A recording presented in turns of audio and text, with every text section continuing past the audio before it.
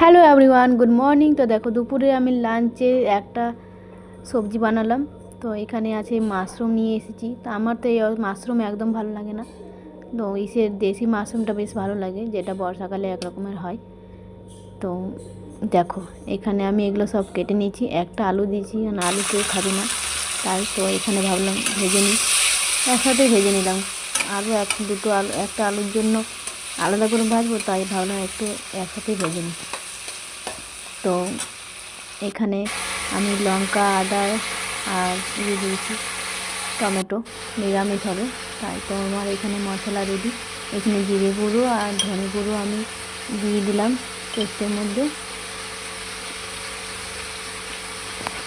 তারপর আমি এখানে দিয়ে দেব নুন, হলুদ দিয়ে দিলাম। এখানে আমি একটু কষিয়ে নেব ভালো করে। তো কষানোর পর তারপর এখানে জল দিয়ে আমি করে নেব, কিছুক্ষণ ফুটিয়ে নেব, মিডিয়ামে আঁচে দিয়ে দেবো। এখানে আমার কষানো হয়ে গেছে। এবারে জল দিয়ে দেবো।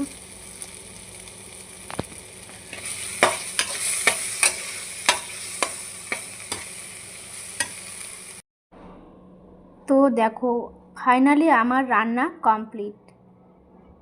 কিন্তু আমার তো ভালো লাগে না মাশরুম খেতে, মানে যে এই কেনা যে মাশরুমটা হয় না, চাষ করা হয়, ওটা ভালো লাগে না। বর্ষাকালের যে মাশরুমটা হয় ওটা আমার বেশি ভালো লাগে,